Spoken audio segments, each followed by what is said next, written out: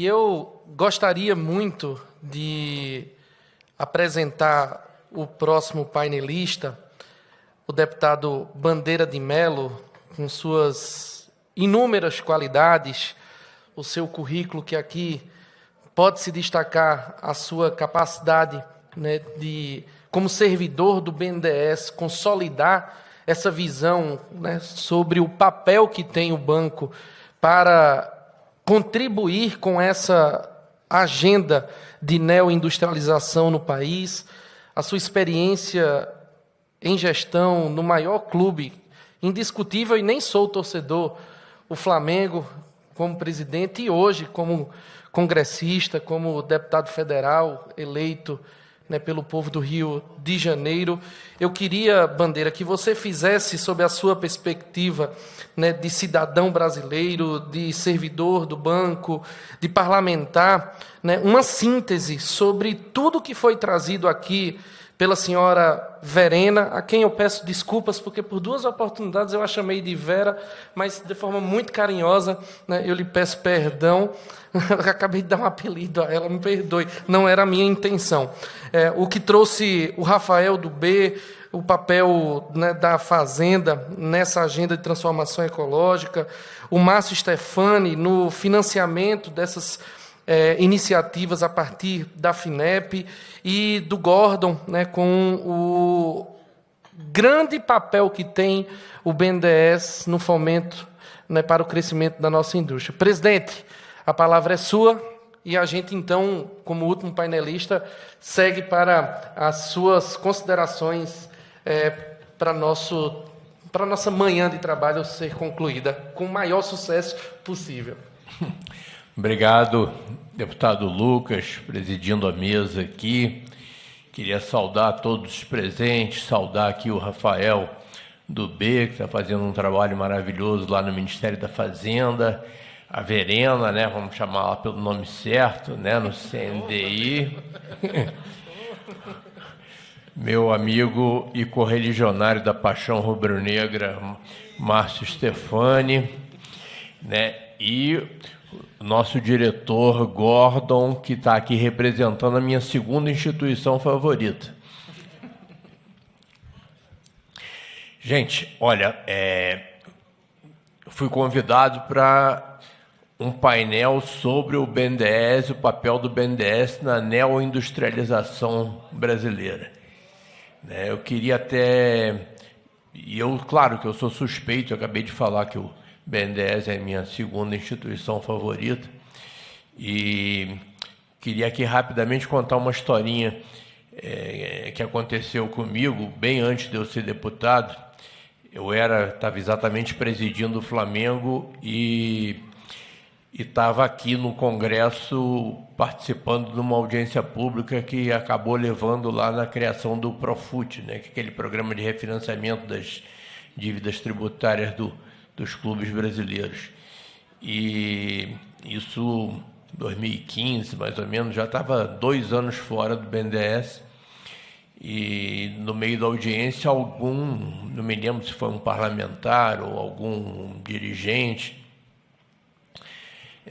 falou que era um absurdo, né, estava criticando o Corinthians, não sei quem é o corintiano aqui, mas estava dizendo um absurdo, né, o Corinthians ter erguido aquele estádio todo com financiamento, com dinheiro do BNDES, que o BNDES sabia que ele não quer pagar e não sei o que e tal.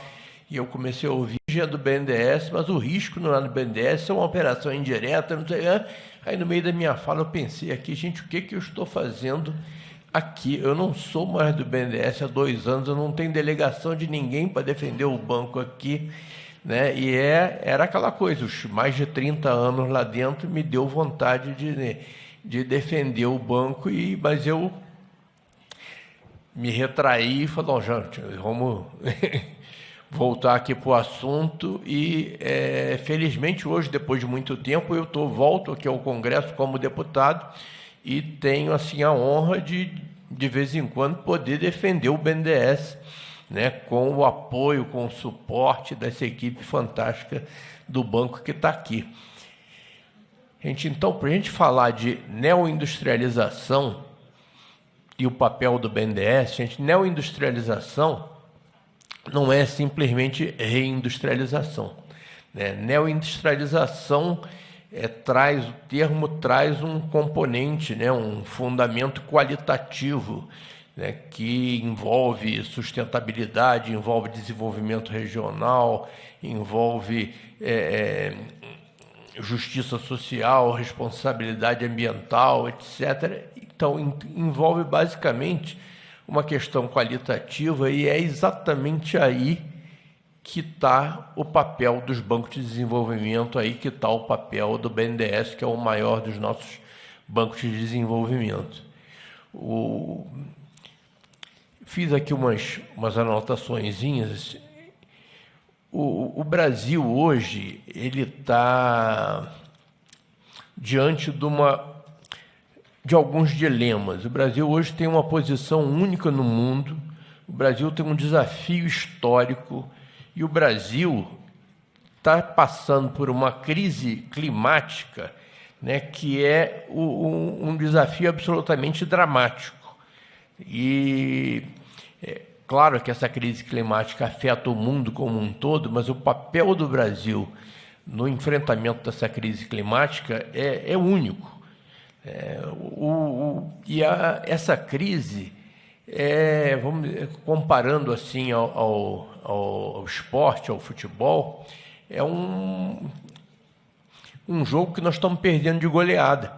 Nós estamos perdendo de 7-0 e não temos muitas esperanças de reverter, né? O máximo que a gente pode fazer é tentar perder de pouco, ou de não muito.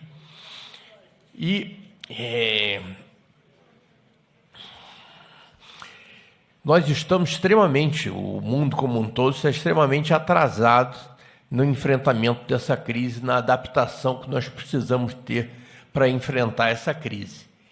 E, no caso do Brasil, aí voltando a falar de neoindustrialização, nós precisamos muito renovar a nossa infraestrutura, renovar a nossa indústria, e nós temos duas opções. Podemos fazê-lo da maneira tradicional, ou podemos fazer esse dever de casa através, né, de iniciativas que levem como uma orientação de baixo carbono. Se a gente renovar a nossa infraestrutura, o nosso parque industrial, sem a orientação de baixo carbono, isso terá sido um fracasso total. Por quê? Porque nós estaríamos condenados a uma obsolescência num prazo muito curto. Eu diria que de 5 a 10 anos, né, depois que a gente tivesse completado aqui o nosso dever de casa, ele não serviria para absolutamente mais nada. Então, o que a gente precisa fazer hoje é investir nessa neoindustrialização, levando em consideração todas as nossas potencialidades, né? Energia renovável, eólica, solar, utilização racional da biomassa, que é uma potencialidade que nós temos, eficiência energética, que muitas vezes é negligenciada, mas que é absolutamente fundamental para que a gente consiga,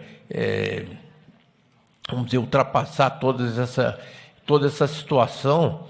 E a questão também do desenvolvimento da floresta, do aproveitamento racional daquilo que a gente tem, que talvez seja a nossa maior riqueza, que são as nossas florestas em pé. A economia, daqui para frente, jamais vai ser a mesma. Os consumidores vão aprender a selecionar os seus produtos, o que eles compram, a partir da sustentabilidade, a partir da responsabilidade. Ninguém mais daqui para frente vai comprar produtos que tragam, né, na sua composição,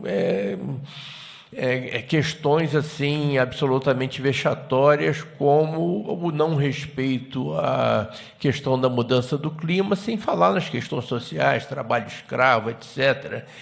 Então, nós estamos diante de um desafio que só pode ser vencido através de instrumentos como os bancos de desenvolvimento, de instrumentos como o BNDES.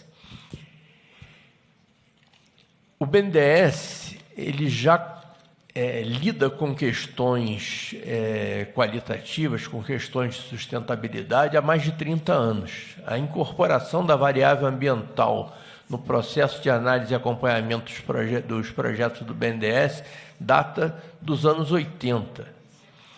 Todos os desafios que o BNDES enfrentou ao longo dos seus 71 anos de vida foram extremamente bem-sucedidos. Quem é muito velho como eu aqui deve lembrar ainda da crise do papel. Não sei se ninguém aqui é tão velho quanto eu aqui e lembra da crise do papel, em que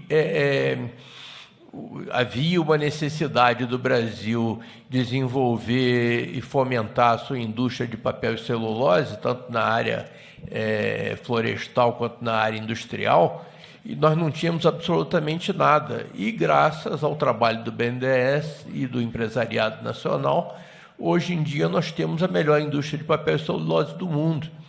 O Gordon citou aqui a Embraer, citou aqui o crédito à exportação. Graças ao crédito à exportação do BNDES, nós temos a melhor indústria aeronáutica do mundo. É motivo de orgulho para todos nós. E graças ao trabalho do BNDES, eu tenho certeza que a gente pode direcionar os nossos esforços de neoindustrialização para o caminho certo, para o caminho da responsabilidade, para o caminho que vai levar o Brasil a aproveitar toda essa crise que nós temos hoje e transformar isso numa chance que nós vamos ter de estar posicionado aí entre as maiores nações do mundo. Eu ontem recebi um artigo escrito por 4 economistas, 2 deles do BNDES, o Ricardo Barbosa. Eu acho que ele deve ter estado aqui hoje mais cedo acompanhando o ministro Alckmin, o vice-presidente Alckmin.